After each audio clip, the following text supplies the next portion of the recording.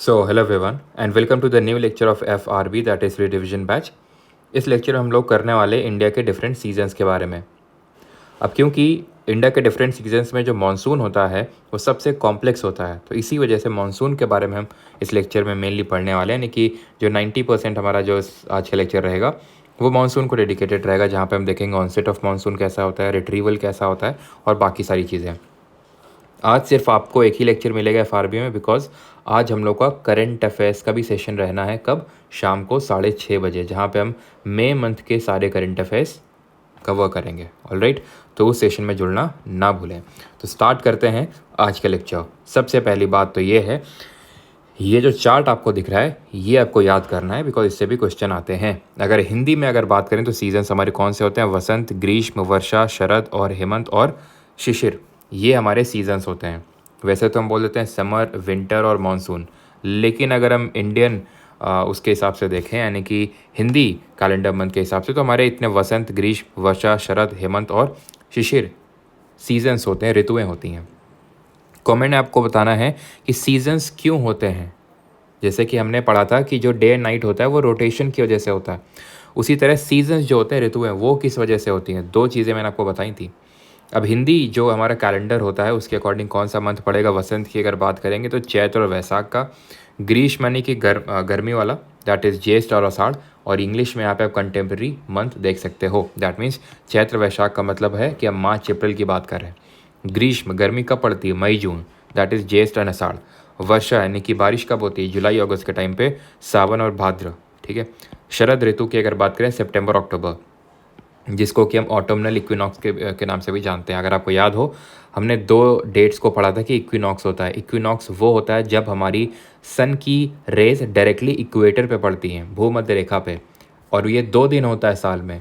और इन्हीं 2 दिन पूरी पृथ्वी पे, in entire earth, equal days and equal nights होते हैं, है ना। हम लोगों ने सॉलिस्टिस पढ़े थे, ठीक है। सॉलिस्टिस में क्या पढ़ा था? जिसको अनांत बोलते हैं हिंदी में, कि समर सॉलिस्टिस होता है 21 जून को एंड विंटर सॉलिस्टिस होता है 22 दिसंबर को, है ना। समर सॉलिस्टिस को ट्रॉपिक ऑफ कैंसर पे डायरेक्ट रेस पड़ रही होती है, ओवर हेड रेस पड़ रही होती है सन की। And winter solstice that is 22 दिसंबर को ट्रॉपिक ऑफ कैप्रिकॉर्न पे डायरेक्ट रेस, यानी मकर रेखा पे डायरेक्ट रेस पड़ रही होती है सन की। तो ये चार्ट आपको याद करना है, इट इज़ इम्पॉर्टेंट, ठीक। अब आते हैं factors affecting the climate of India and weather. और क्लाइमेट में क्या डिफरेंस होता है? वेदर मैंने आपको पहले बताया था, it is a kind of short term या फिर डेली वेरिएशंस जो हो रहे हैं हमारे टेम्परेचर में। जैसे फॉर एग्जांपल आज अगर मैं रिकॉर्ड करूं तो ठीक है, आज कानपुर में टेम्परेचर गया 42 डिग्री सेल्सियस, ठीक है। तो आज का जो वेदर है मैं बोल सकता हूँ सनी है, लेकिन पता चला कल जो है किसी कारणवश बारिश होने लगे, तो मैं ये नहीं बोलूँगा कि आज का जो क्लाइमेट है कानपुर का वो रेनी हो गया। क्लाइमेट होता है आप जब 30 साल का डेटा लेते हो। इस पर भी क्वेश्चन आ चुका है कि कितने साल का डेटा?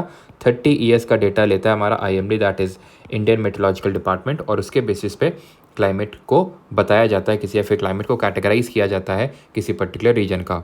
तो कौन कौन से फैक्टर्स अफेक्ट करते हैं क्लाइमेट ऑफ इंडिया? ना सिर्फ क्लाइमेट ऑफ इंडिया, किसी भी जगह का क्लाइमेट इन फैक्टर्स पे डिपेंड करता है। लैटिट्यूड, अक्षांश, ये कैसे डिपेंड करता है?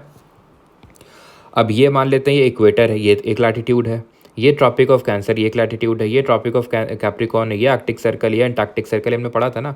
अब आपको नहीं लगता कि हम जैसे जैसे इक्वेटर से ऊपर या फिर नीचे की तरफ जाएंगे तो जो टेम्परेचर है वो हल्का हल्का ठंडा होने लगा? ऐसा नहीं कि जैसे ही हम मूव किया और ठंडा और ठंडा, है और ठंडा और ठंडा, ले जम गए, ले निकल ही नहीं पा रहे बर्फ़ से मतलब कि क्योंकि सिर्फ यही तो फैक्टर होता नहीं है, और भी सारे फैक्टर्स होते हैं। बट इन जनरल, जनरलाइज करने के लिए हम बोल सकते हैं कि यहाँ पे जैसे आप इक्वेटर से दूर जाएंगे जो टेम्परेचर है वो थोड़ा सा कूल डाउन होने लगेगा, थोड़ा सा कम होने लगेगा, ठीक है। बिकॉज हमें पता है जैसे आर्कटिक सर्कल्स में यहाँ पे परमानेंट फ्रोजन कंडीशंस रहती हैं बियॉन्ड आर्कटिक सर्कल, बट यहाँ पे बहुत ज़्यादा धूप रहती है ना। तो लैटिट्यूड किस तरह से अफेक्ट कर रहा है आपने समझ लिया। जैसे फॉर एग्जांपल इंडिया की बात करें तो इंडिया का जो ऊपर वाला हिस्सा है ये वार्म टेम्परेट में आता है, फिर सब ट्रॉपिक्स भी इसको बोलते हैं, और ये किस में आता है? ट्रॉपिकल में।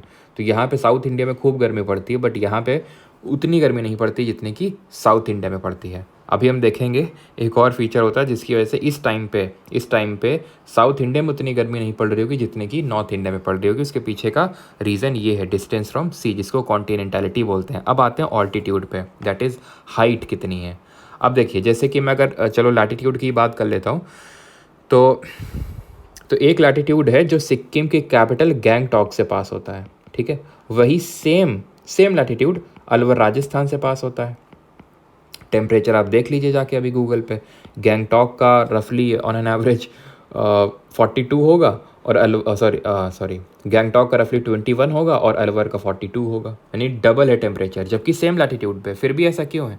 क्योंकि जो सिक्किम की कैपिटल गैंगटॉक है वो बहुत हाइट पे लोकेटेड है, बिकॉज वहाँ से हमें पता है वो हिमालयन एक स्टेट है ना, हिमालय वहाँ से पास होते हैं। और वहीं पे एक्चुअल में अगर हम देखें तो इंडिया की हाईएस्ट पीक भी है माउंट कंचनजंगा, जिसकी हाइट कितनी है 8586 मीटर। ठीक, प्रेशर और विंड सिस्टम भी अफेक्ट करते हैं किसी जगह के क्लाइमेट को, और ये हम पढ़ चुके हैं किस तरह से प्रेशर और विंड सिस्टम अफेक्ट करते हैं। ठीक है, विंड सिस्टम कैसे जनरेट होता है? When there is a difference of pressure. Wind हमारी चलती तभी है जब प्रेशर का डिफरेंस होता है हाई प्रेशर से लो प्रेशर में। ये क्या करता है कि जो एटमॉस्फेरिक सर्कुलेशंस हैं उसको अफेक्ट करता है, जिसकी वजह से एयर मास अफेक्ट होते हैं। अच्छा, अगर आपको याद हो तो मैंने कुछ बताया था, जब डिफरेंट एयर मास मिलते हैं, दो तरह के एयर मास हो सकते हैं, या तो हॉट या तो कोल्ड, है ना, या तो वार्म या तो कोल्ड। और जब दो डिफरेंट तरह के एयर मासेस मिलते हैं तो किसका फॉर्मेशन होता है? फ्रंट्स का फॉर्मेशन होता है, और इसी को फ्रंटोजेनेसिस बोलते हैं। इसी से हमारे कौन से टाइप ऑफ साइक्लोन्स बनते हैं?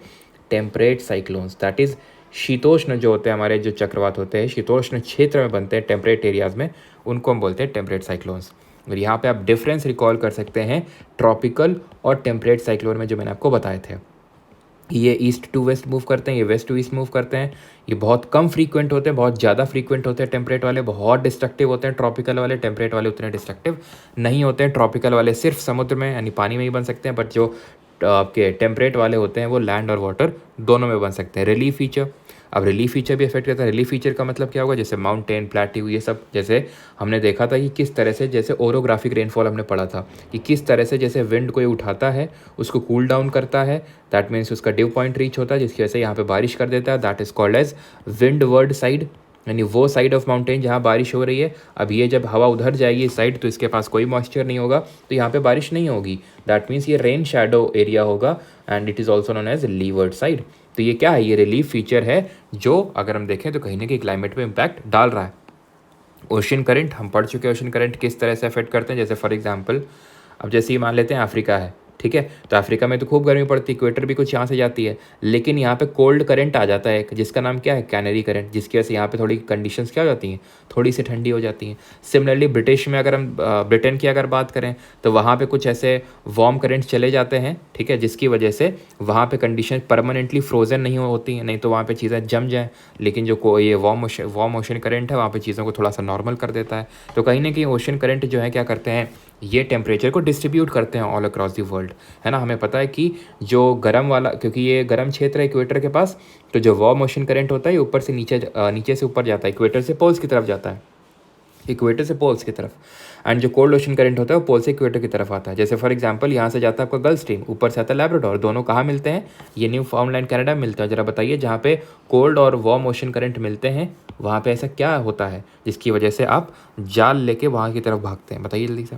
Distance from sea, distance from sea को ही हम कॉन्टिनेंटैलिटी भी बोल सकते हैं, महाद्वीपीयता भी बोल सकते हैं। अब इसको समझिए, ये थोड़ा सा इंपॉर्टेंट है। यहाँ पे आइए जरा, देखिए कॉन्टिनेंटैलिटी होता क्या है? कॉन्टिनेंटैलिटी होता है कि आप कितना कॉन्टिनेंट के अंदर है। जैसे ये मेरा कानपुर है, ठीक है, कुछ लोग बोलते हैं सर कानपुर कानपुर करते रहते हैं ज़्यादा, है ना। खैर, अब मेरा सिटी है तो थोड़ा तो प्रमोट करना बनता ही है ना। तो कानपुर की अगर बात करें तो ये कानपुर है, चलो कोई भी और ले लेते हैं, ठीक है, आपका जालंधर ले लेते हैं, फिर दिल्ली ले लेते हैं, ठीक है। तो आप दिल्ली और एक मुंबई सिटी है, ठीक है। मुंबई देखिए कोस्ट के कितने नज़दीक है, तट के कितने नज़दीक में है, लेकिन वहीं अगर आप देखिए कानपुर या फिर दिल्ली, तो ये कोस्ट से काफ़ी ज़्यादा दूर है। इसकी वजह से होता ये है कि जो सी होता है, जो समुद्र होता है, इसका एक मॉडरेटिंग इन्फ्लुएंस होता है। क्या होता है? मॉडरेटिंग इन्फ्लुएंस, जिसके तहत ये टेम्परेचर को मॉडरेट कर देता है, ना एक्सट्रीम्स में नहीं जाने देता है, ना तो बहुत ज़्यादा गर्मी ना बहुत ज़्यादा सर्दी, एक्सट्रीम्स में नहीं जाने देता, मॉडरेट रखता है। लेकिन क्योंकि जितना ही आप दूर समुद्र से दूर होगे, कॉन्टिनेंट के अंदर होगे, उतना ही आपको एक्सट्रीम्स फेस करना पड़ेगा। मॉडरेटिंग इन्फ्लुएंस क्योंकि कम होता जाएगा सी का, तो इसीलिए कानपुर या फिर दिल्ली जैसे सिटीज़ में गर्मी बहुत एकदम गर्म होती है और सर्दी में भी बहुत एकदम सर्दी पड़ती है। लेकिन मुंबई हो गया, कोच्चि ले लीजिए, चेन्नई ले लीजिए, यहाँ पे जो कोस्टल सिटीज़ हैं गर्मी उतनी ज़्यादा गर्म नहीं और सर्दी में उतनी ज़्यादा सर्दी नहीं। Extremities of climate not seen because it is a coastal city. तो कॉन्टिनेंटैलिटी आई होप समझिएगा, महाद्वीपीयता। अब यहाँ पे समझ लीजिए diurnal range of temperature, annual range of temperature, annual range of rainfall. जहाँ पे भी जो भी कॉन्टिनेंट के जितना अंदर होगा उसकी रेंज उतनी ही ज़्यादा होगी। रेंज का मतलब क्या होता है? Difference between minimum temperature and maximum temperature. जैसे फॉर एग्जांपल कानपुर अगर बात करूँ तो सर्दियों में अगर टेम्परेचर ले लूँ तो पता चला मान लो 15 डिग्री सेल्सियस रीच कर रहा है, और गर्मियों में मान लेते हैं 45 डिग्री सेल्सियस जा रहा है मैक्सिमम, तो रेंज कितना हुआ? 30 डिग्री सेल्सियस। वही मुंबई में ले लूँ, मैक्सिमम यहाँ पे जाता है मान लेते हैं कि 38 डिग्री सेल्सियस, मिनिमम जाता है 28। कितना रेंज है? 10। कहाँ यहाँ 30, कहाँ यहाँ 10। रेंज ज़्यादा हो गई ना, क्यों? क्योंकि कॉन्टिनेंट के ज़्यादा अंदर है। तो ध्यान रखना रेंज उसकी ज़्यादा होगी जो जितना अंदर होगा कॉन्टिनेंट की। अब ये डायरनल रेंज क्या होता है? Daily range of temperature. अब जैसे एक दिन है, ठीक है, जैसे आज का दिन है, तो आज मैंने सबसे ज़्यादा टेम्परेचर किस टाइम पे गया वो देख लिया, अच्छा 45 गया। और रात में हो सकता है किसी टाइम पे सबसे मिनिमम टेम्परेचर रहा है ना, हो सकता है सुबह के 3 बजे समथिंग, तो मैंने उसका डिफरेंस ले लिया, उसकी रेंज भी ज़्यादा मिलेगी। एनुअल रेंज ऑफ टेम्परेचर तो मैंने समझा ही दिया है। और annual range of rainfall, rainfall भी अगर आप देखोगे रेंज वगैरह निकाल के, तो जो इंटीरियर्स होते हैं वहाँ पर रेंज ज़्यादा होती है, यानी कि किसी टाइम बहुत ज़्यादा बारिश, किसी टाइम बहुत कम बारिश, ठीक है। और यहाँ पर रेंज भी, एनुअल रेंज भी यूजुअली रेनफॉल की भी कमी होती है। रेंज आप समझ गए, रेंज का मतलब क्या होता है? मिनिमम और मैक्सिमम के बीच का डिफरेंस। ये सारी चीज़ें समझने के बाद अब हम आएंगे विंटर क्लाइमेट के, विंटर सीजन में, ठीक है, विंटर सीजन के बारे में पढ़ेंगे। सबसे पहली बात तो ये है कि हमारे यहाँ पे अब इंडिया की लोकेशन समझना बड़ा इंपॉर्टेंट है। यहाँ पे ये हमारी अर्थ है, ये इक्वेटर है, ये प्राइम मेरिडियन है, और ये इंडिया है जो किस हेमिस्फेयर में आ रहा है? नॉर्थ ईस्टर्न हेमिस्फेयर में आ रहा है। ट्रॉपिक ऑफ कैंसर इंडिया के एकदम बीचों बीच से होकर गुजरती है। तो कायदे से देखा जाए तो ये वाला हिस्सा ट्रॉपिकल है, क्योंकि हमें पता है Tropic of Cancer, Tropic of Capricorn के बीच का जो रीजन है वो ट्रॉपिकल होता है, और इसके ऊपर टेम्परेट, लेकिन इसको हम वार्म टेम्परेट ही बोलते हैं, सब ट्रॉपिकल ही बोलते हैं। तो कायदे से अगर देखा जाए तो यहाँ पे सर्दी कायदे से पड़नी चाहिए काफ़ी ज़्यादा, लेकिन उतना होता नहीं है। हम इस इंडिया को एक ट्रॉपिकल कंट्री ही बोलते हैं ओवरऑल। रीज़न उसका ये है कि यहाँ पे हमारे कौन है? यहाँ पे हमारे हिमालय। तो आपने देखा, अभी नहीं देखा, हिमालय ने क्या क्या करते हैं, यहाँ से जो चिलिंग विंड्स आती हैं सेंट्रल एशिया से उनको रोक लेते हैं, नहीं आने देते हैं। और अभी देखेंगे मानसून आएंगे उनको वहाँ नहीं जाने देते हैं। तो अब आपने देखा कि किस तरह से जो रिलीफ फीचर हैं, जैसे जैसे जो हमारे माउंटेन्स वगैरह हैं, ये किस तरह से क्लाइमेट को इफेक्ट कर रहे हैं। अगर यहाँ हिमालय ना होते तो यहाँ चिलिंग विंड आती और आप चिलचिला जाते हैं यहाँ पे, ठीक है, और इतनी ज़्यादा गर्मी ना पड़ती, ठीक है। तो इसलिए हम इंडिया को ट्रॉपिकल कंट्री बोल देते हैं, क्योंकि यहाँ से जो चिलिंग विंड्स आती भी हैं तो उनको हिमालय रोक लेता है, ठीक। इतनी चीज़ क्लियर हो गई। Chilling winds from Arctic and central Asia affect winter season, but उनको रोक लेता है कौन? हिमालय। अब हम पढ़ेंगे विंटर रेनफॉल के बारे में। विंटर्स के टाइम पे की अगर रेनफॉल की अगर बात करें तो 2 जगहों में रेनफॉल होती है विंटर्स में। एक तो ये नॉर्थ इंडिया में, नॉर्थ इंडिया का ये वाला जो पार्ट है यहाँ पे, और साउथ इंडिया का ये वाला जो पार्ट है, दैट इज़ कौन सा कोस्ट है ये? रिकॉल करिए, कोरोमंडल कोस्ट, है ना। यहाँ पे बारिश होती है। क्यों होती है वो समझ लीजिए। यहाँ का रीज़न अलग है, यहाँ का रीज़न अलग है। यहाँ का रीज़न समझिए, यहाँ वाला बाद में। यहाँ प्रॉपर विंटर्स के टाइम पे होती है, जैन फेब के टाइम पे। यहाँ प्रॉपर विंटर नहीं, वही अक्टूबर के टाइम पे होती है, ठीक है। दोनों का रीज़न अलग है, ये बाद में पढ़ेंगे, अभी पढ़ते हैं बाद में, इन द सेंस इसी लेक्चर में बाद में, ठीक है, जब मानसून समझ लेंगे तब। अब होता क्या है, ये मेडिटेरेनियन सी है, भूमध्य सागर है यहाँ पे। भूमध्य सागर में कुछ यहाँ पे डिस्टर्बेंसेस क्रिएट होते हैं, जिसकी वजह से ये बादल बनते हैं यहाँ पे, बारिश वाले बादल। यहाँ पे चल रही होती हैं बहुत ही तेज़ स्पीड से जेट स्ट्रीम्स, जेट धाराएं। ये जेट स्ट्रीम अपर ट्रोपोस्फियर में ब्लो होने वाली हाई स्पीड विंड है। अपर ट्रोपोस्फियर मतलब कि जो हमने लोएस्ट लेयर ऑफ एटमॉस्फेयर पढ़ी थी, ट्रोपोस्फियर, क्षोभ मंडल, उसके अपर पार्ट में ब्लो होने वाली बहुत ही तेज़ स्पीड से ये ब्लो होने वाली विंड है, जेट स्ट्रीम्स बोलते हैं इनको, ठीक है। जेट क्यों बोलते हैं? बिकॉज जेट्स क्या होते हैं, इनकी सहायता लेते हैं अपर ट्रोपोस्फियर में ब्लो होते हुए, सो दैट उनका फ्यूल बच सके, ईंधन बच सके, ठीक है। और आज हम जेट फ्यूल की चर्चा भी करेंगे आज के करंट अफेयर्स वाले लेक्चर में, किसका बना होता है, क्यों, कैसे, सारी चीज़ें। तो मेडिटेरेनियन सी से ये जब विंड्स यहाँ से आती हैं तो इन बादलों को लेके आती हैं और यहाँ पे पाकिस्तान और यहाँ पे इंडिया के जो नॉर्दर्न पार्ट है वहाँ पे बारिश करती हैं सर्दियों के टाइम पे। और ये जो सर्दियों के टाइम की बारिश होती है, ये जो राबी की फसल होती है उसके लिए बहुत ही लाभदायक होती है। हमारे 3 जो क्रॉपिंग सीज़न होते हैं, राबी, खरीफ, ज़ैद, तो जो राबी होता है वो आपको पता है विंटर्स के टाइम पे ये जो क्रॉप ग्रो होती है इनको हम राबी फसल बोलते हैं, उसके लिए बहुत सूटेबल होता है। राजस्थान में इस रेनफॉल को महावत के नाम से जानते हैं, ध्यान रखिएगा। ये जो रेनफॉल होती है विंटर्स की, ठीक। और इसको हम क्या बोलते हैं, वेस्टर्न साइक्लोनिक डिस्टर्बेंसेस की वजह से रेनफॉल हो रही है विंटर्स में। किसकी वजह से, वेस्टर्न साइक्लोनिक डिस्टर्बेंसेस, क्योंकि ये वेस्टर्न साइड में ना हमारे, तो वेस्टर्न साइक्लोनिक, जिसको हिंदी में पश्चिमी विक्षोभ के नाम से जानते हैं, सेम चीज़ लिखी है। इसकी वजह से होता ये है कि विंटर्स के टाइम पे रात में टेम्परेचर बढ़ जाता है। क्यों बढ़ जाता है, क्योंकि रात के टाइम पे ही, आपको पता है दिन के टाइम पे तो धूप आती है और टकराती है, रात के टाइम पे कूलिंग डाउन होती है अर्थ सरफेस की। अब क्या है कि बादल यहाँ पे बैठे हुए हैं ऊपर, बादल बोलते हैं हीट से कहाँ जा रही हो, जाओ उधर जहाँ से आई हो, तो इसको क्या करते हैं, रेडिएट कर देते हैं बैक टू दी अर्थ, जिसकी वजह से हीट एस्केप नहीं कर पाती है और विंटर्स में प्रिवेलिंग जो नाइट टेम्परेचर्स हैं वो हाई हो जाते हैं, ठीक, इस टाइम पे। क्लियर। अब जो जेट स्ट्रीम होती है, सिर्फ ऐसा नहीं अपर ट्रोपोस्फेयर में सिर्फ इसी के लिए ही रिस्पॉन्सिबल होती है, अभी हम मानसून में भी देखेंगे इसको, ठीक। अब आते हैं मानसून सीजन पे। तो जब भी मैं मानसून बोलता हूँ तो आपके दिमाग में क्या वर्ड, मतलब क्या आता है, मानसून का मतलब बारिश, खूब अच्छी बारिश, है ना। और भी कुछ लोगों के दिमाग में और भी बहुत सारी चीज़ें आती होंगी। खैर, मानसून की जो बारिश होती है, इससे पहले भी थोड़ी सी बारिश होती है, उनको हम बोलते हैं प्री मानसून शावर्स, यानी मानसून आने से पहले जो बारिश होती है उनको हम प्री मानसून शावर्स के नाम से जानते हैं। ये प्री मानसून शावर्स जो चिलिंग हीट होती है कि चिलिंग विंटर्स होती हैं, तो जैसे भी हो, लेकिन जो बहुत भयंकर वाली गर्मी जो इस समय पड़ रही है उससे में थोड़ा सा रिलीफ दे देती हैं। होता क्यों है ये, क्योंकि थोड़ी सी लोकलाइज्ड हीटिंग हो जाती है, और अगर थोड़ा सा मॉइस्चर मिल गया लोकलाइज्ड जो हीटिंग हुई है, तो उसकी वजह से यहाँ पे थंडर स्टॉर्म्स वगैरह होते हैं और थोड़ी सी रेनफॉल हो जाती है, जिनको कि हम प्री मानसून शावर्स के नाम से जानते हैं ओवरऑल। इनको हम दो पार्ट्स में बाइफर्केट करेंगे, एक तो जो नॉर्थ ईस्टर्न साइड में आ रहे हैं यहाँ पे, और एक वो जो साउथ इंडिया में केरल और कर्नाटक में आ रहे हैं।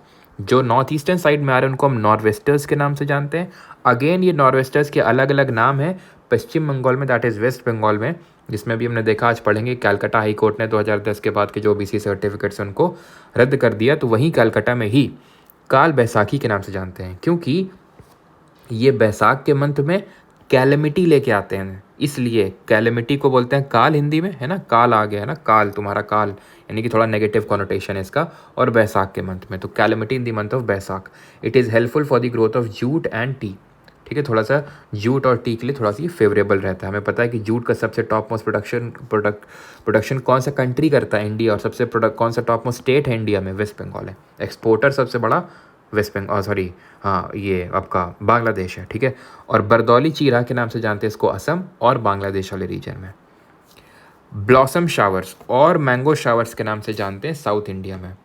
मैंगो शावर्स के नाम से जानते हैं केरल में, which helps in the early ripening of mangoes, यानी कि जो आम होते हैं वो जल्दी पक जाते हैं। एंड ब्लॉसम शावर्स, क्योंकि जो कॉफ़ी का जो फ्लावर होता है उसको अर्ली ब्लॉसमिंग में हेल्प करते हैं ये, इसलिए इनको ब्लॉसम शावर्स बोलते हैं। कहाँ पे, अगेन जो कर्नाटक वाला रीजन है, केरल और कर्नाटक वाला रीजन, वहाँ पे, ठीक। अब आते हैं आगे, अब यहाँ से हम मानसून स्टार्ट करेंगे। अभी तो हम प्री मानसून शावर्स के बारे में पढ़ रहे थे, अब हम यहाँ पे पढ़ेंगे कि मानसून आता क्यों है, मानसून क्यों आता है, कैसे आता है। अब होता, ये देखो ट्रॉपिक ऑफ कैंसर है जो इंडिया के बीचों बीच से होकर गुजर रही है।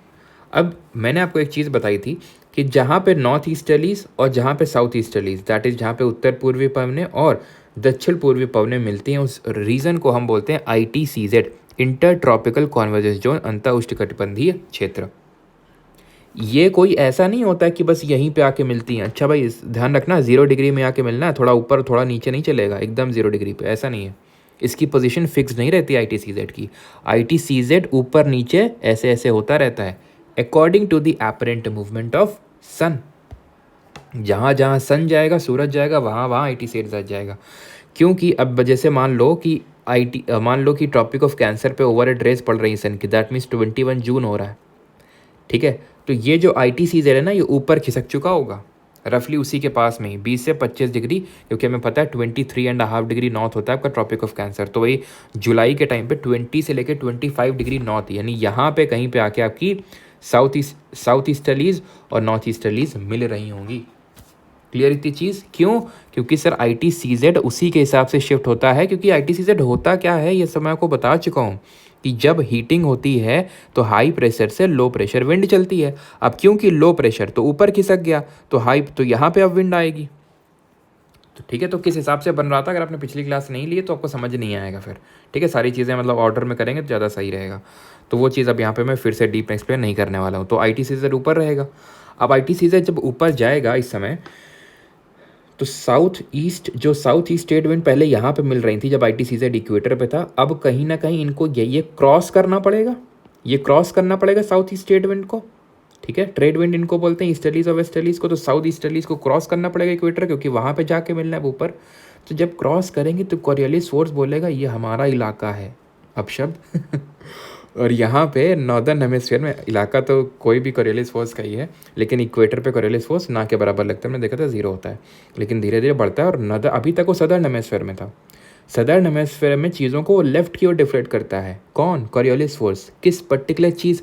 और कोरियोलिस फोर्स को फेरेल्स लॉ के नाम से भी जानते हैं। कमेंट में बताइए कोरियोलिस फोर्स की उत्पत्ति होती क्यों है। तो ये जब ऐसे क्रॉस करेगा ना, ऐसे क्रॉस करेगा, तो क्योंकि ये अब नॉर्दर्न हेमिस्फीयर में, तो कोरियोलिस फोर्स बोलेगा कि अब यहाँ पे बेटा तुम यहाँ पे तो हम चीज़ों को राइट की ओर डिफ्लेक्ट करते हैं, तो तुम भी जरा राइट की ओर मुड़ जाओ। राइट की तरफ मुड़ जाएगा। क्या सिर्फ यही फैक्टर है? ना, यहाँ पे तिब्बतन प्लेट्यू है, इसकी इंटेंस हीटिंग होती है। किसकी इंटेंस हीटिंग?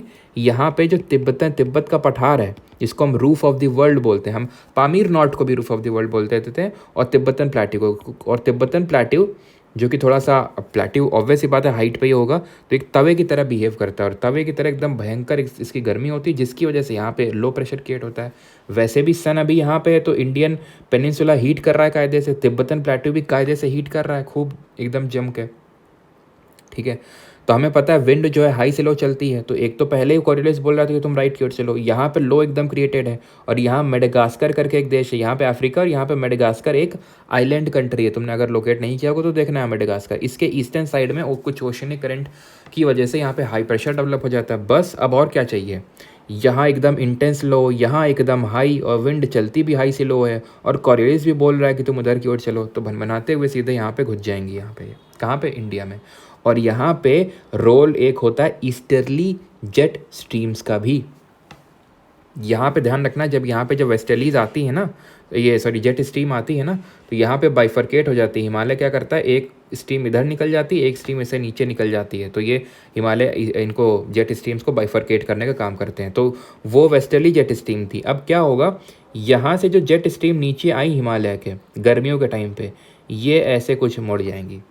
अब वहाँ पे सर्दियों वाली जेट स्ट्रीम रेनफॉल इसलिए कर रही थी क्योंकि मेडिटेरेनियन सी से में वहाँ पे वेस्टर्न साइड में वेस्टर्न डिस्टर्बेंसेस क्रिएट हुए थे, रेनफॉल इस वजह से वो क्लाउड्स जनरेट हुए थे, जिसकी वजह से वो रेनफॉल लेके आ रही थी। अभी जो गर्मी वाले उसके पास इस तरह से रेनफॉल नहीं है, लेकिन ये अगर जितनी ही स्ट्रॉन्ग ईस्टर्लीज होंगी, क्योंकि इनकी ये बारिश खुद नहीं करती हैं, लेकिन ये एक तरह का यहाँ पे वैक्यूम क्रिएट करती हैं। तो जितना तगड़ी यहाँ पे ईस्टर्ली जेट स्ट्रीम्स होंगी, उतना ही अच्छा रेनफॉल होता है। And let me tell you, monsoon which is derived from the Arabic word मौसम। ठीक है, और मॉनसून का मतलब होता है change in the direction of wind. ठीक है, ये अरबी वर्ड मौसम से डिराइव्ड है, बिकॉज अरबी यहाँ से ट्रेड करने के लिए आते थे, तो वो सीधे इन्हीं विंड्स को फॉलो करते थे यहाँ इंडिया में आने के लिए।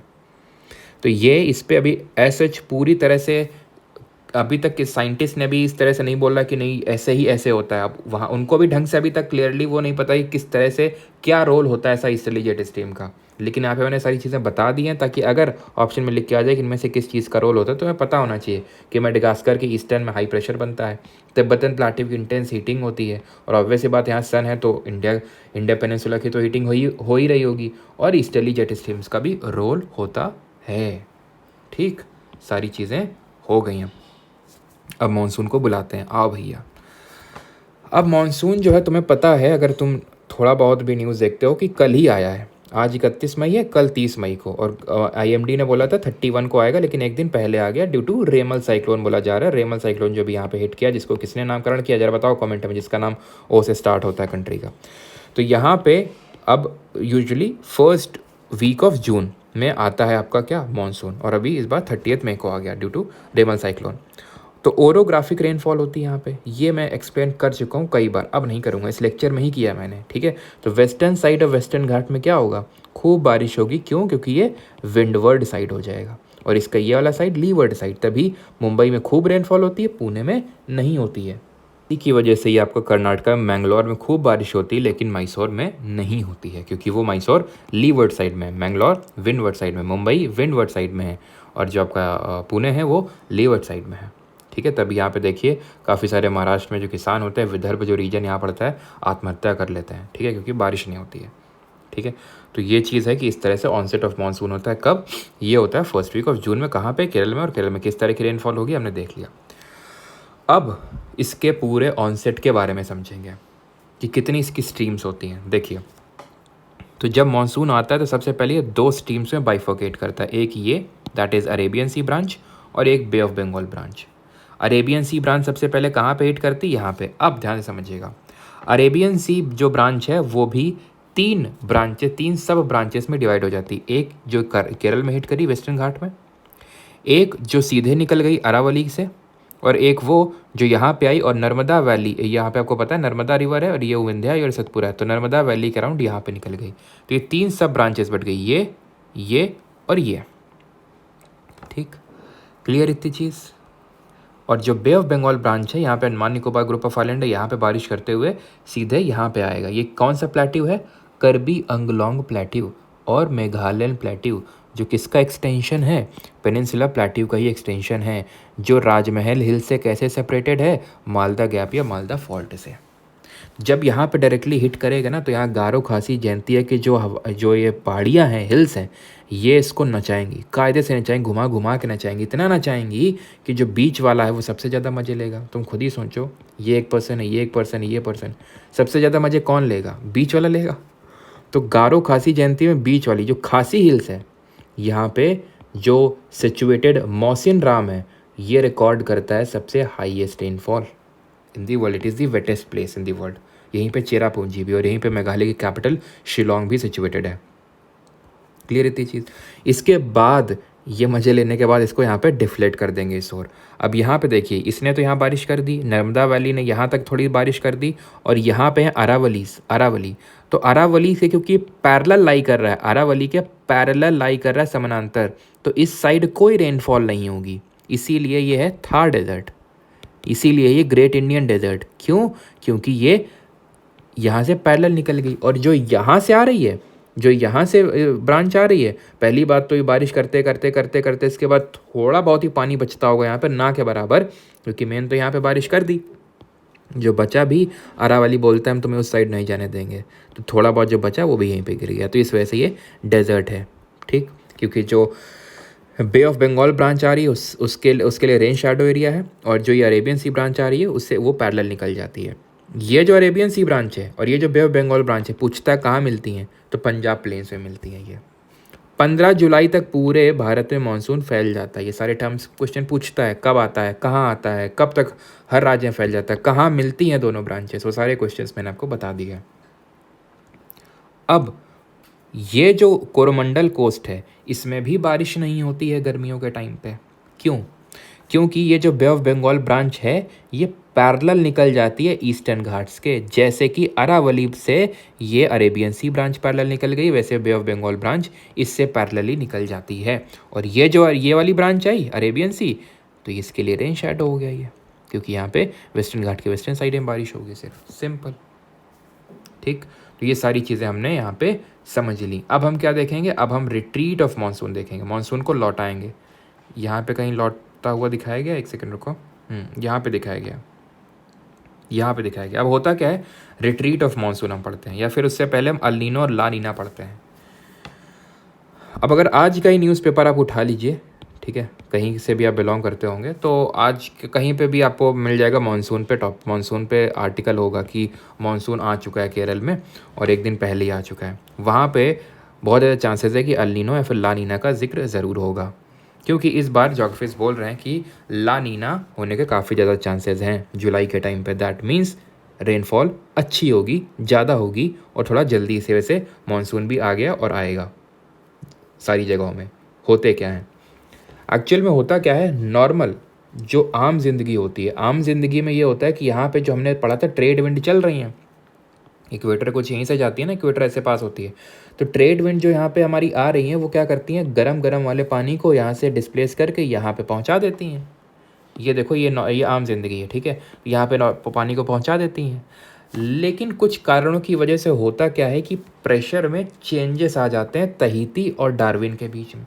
तहीती पड़ता है पैसिफिक ओशन में, डार्विन यहाँ पे पड़ता है ऑस्ट्रेलिया के पास में।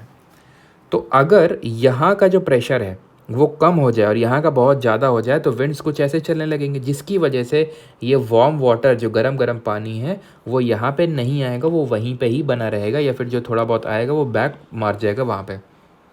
इसकी वजह से, और जहाँ पे गर्म पानी होगा वहाँ गर्म कंडीशन होंगी, वहाँ हवा गर्म होगी, और गर्म हवा की वाटर होल्डिंग कैपेसिटी ज़्यादा होती है, पहले पढ़ चुके हैं। तो यहाँ बादल ज़्यादा बनेंगे, यहाँ रेनफॉल होगी, और यहाँ की जो फिशिंग इंडस्ट्री है उसकी ऐसी तैसी हो जाएगी। कारण ये है, एनवायरमेंट इकोलॉजी में अभी तो FRB में तो नहीं पढ़ा, अगर बैच पढ़ोगे तो मैंने आपको बताया था कि जैसे ये वार्म वाटर यहाँ पे आ गया, तो जब वार्म वाटर यहाँ से डिस्प्लेस हो गया तो नीचे से ठंडा पानी आएगा, और नीचे होगा फाइटोप्लैंक्टन जो कि ऑटोट्रॉफ होते हैं। किसके ऑटोट्रॉफ होते हैं? आपके जो मरीन इकोसिस्टम होता है उसका। प्लांट मान लो, समुद्र के पेड़ पौधे, इनके पीछे पीछे जू प्लैंक्टन आएंगे जो प्राइमरी कंज्यूमर्स हैं, इनके पीछे पीछे स्मॉल फिशेस आएंगे जो सेकेंडरी कंज्यूमर्स हैं, उनके पीछे पीछे बड़ी फिशेस आएंगी जो टर्शरी कंज्यूमर्स हैं। तो फिशेस पीछे पीछे जब आएंगे तो मछुआरे इनको पकड़ लेंगे, फिशिंग इंडस्ट्री फ्लरिश कर गई। लेकिन वैसे अगर गर्म पानी यहाँ पे आ गया तो ऊपर नीचे से ऊपर पानी नहीं आएगा ठंडा वाला, तो फिशिंग इंडस्ट्री यहाँ पे गई। और यहाँ पे कौन सा कोल्ड ओशन करंट है जरा कमेंट में आप बताएंगे, जिसका नाम P या फिर H से स्टार्ट होता है।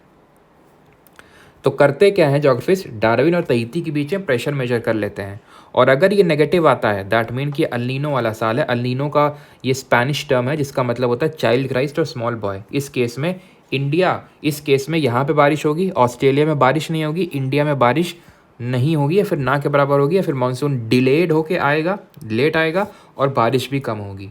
इसका जस्ट उल्टा होता है La Nina which mean small girl, उसका मतलब है स्मॉल बॉय फिर चाइल्ड क्राइस्ट, ठीक है, और इसका मतलब है स्मॉल गर्ल। जस्ट ऑपोजिट है लीनो का। यहाँ पे ये जो विंड है जो इस वार्म वाटर को यहाँ से यहाँ डिस्प्लेस कर रही थी वो बहुत स्ट्रांग हो जाएंगी, यहाँ बहुत भयंकर गर्म पानी इकट्ठा होगा, खूब बारिश होगी यहाँ पे फिशिंग इंडस्ट्री खूब डेवलप करेगी, और इंडिया में ऑनसेट ऑफ मानसून जल्दी होगा और ज़्यादा रेनफॉल भी होगी। तो इस साल एक्सपेक्टेड यही कि लानीना होगा। अगेन साइंटिस्ट अभी तक पूरी तरह से एग्जैक्टली नहीं बता पाएंगे किस साल ही अलीनो आएगा, किस साल ही लानीना आएगा। वो बोलते हैं कि 3 से 7 साल में अलीनो के चांसेस रहते हैं। और ऑब्वियस ये बात है, अलीनो में अगर तहीती डार्विन के बीच प्रेशर नेगेटिव था तो यहाँ पॉजिटिव हो जाएगा। सिंपल है, तहीती और डार्विन। अब यहाँ पे लो प्रेशर हो जाएगा ना, गर्म पानी है, यहाँ पे हाई प्रेशर होगा, तो प्रेशर डिफरेंस करोगे, लो में हाई माइनस करोगे तो नेगेटिव भी मिलेगा ना। अब आगे बढ़ते हैं, रिट्रीट, मानसून को अब लौटा देते हैं। मानसून क्यों लौटेगा, आया क्यों था? क्योंकि यहाँ पे लो प्रेशर क्रिएट हुआ था, यहाँ हाई प्रेशर क्रिएट हुआ था, तो हाई से लो विंड चलती है। अब जो हमारा सन है, हमने पढ़ा था कि एक तो सन जो होता है हमारा 21 जून को यहाँ पे होगा, इसके ऊपर तो जा नहीं सकता, यानी 21 जून के बाद इसके नीचे नीचे के मूवमेंट स्टार्ट हो जाएंगे, नीचे जाने लगेगा, यानी इसका दक्षिणायन शुरू हो जाएगा। किसका? सन का। दक्षिणायन का मतलब साउथवर्ड मूवमेंट। तो अब मुझे तुम ये बताओ कि सितंबर के टाइम पे कहाँ होगा? 23 सितंबर को। 23 सितंबर को इक्वेटर में होगा ये, याद करो, इक्विनॉक्स 21 मार्च और 23 सितंबर यहाँ पे होगा। तो यहाँ पे लो प्रेशर होगा और यहाँ हाई प्रेशर हो जाएगा, रिलेटिव हाई प्रेशर, तो हाई से लो विंड चलेंगी, ऐसे विंड चलेंगी, यानी कि अब मानसून को लौटना पड़ेगा।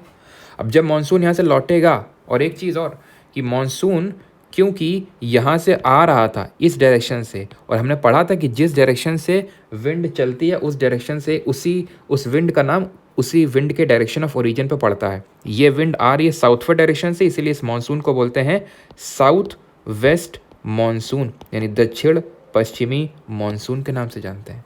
वहीं अगर मैं बात करूं, ये जो मानसून है ये कुछ इस तरह से आ रहा है, इस तरह से।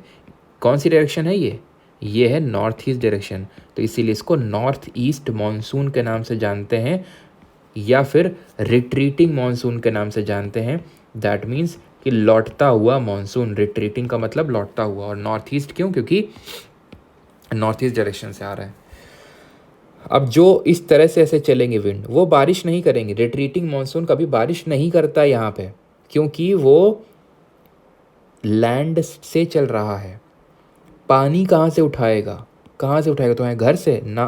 तो ये जो अभी साउथ वेस्ट मानसून था वो यहाँ से पानी उठा के यहाँ बारिश कर रहा था खूब जोर की। अब यहाँ पे कहाँ से पानी उठाएगा वो? नहीं उठा पाएगा।